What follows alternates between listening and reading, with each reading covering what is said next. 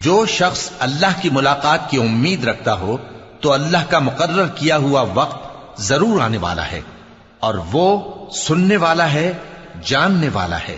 اور جو شخص محنت کرتا ہے تو اپنے ہی فائدے کے لیے محنت کرتا ہے، بے شک اللہ تو سارے جہان سے بے نیاز ہے۔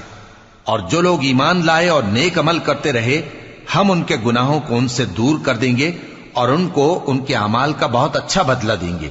اور ہم نے انسان کو اس کے ماں باپ کے ساتھ نیک سلوک کرنے کا حکم دیا ہے۔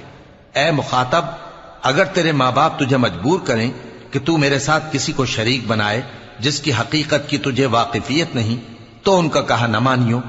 تم سب کو میری طرف لوٹ کر آنا ہے، پھر جو کچھ تم کرتے تھے میں تم کو جتا دوں گا۔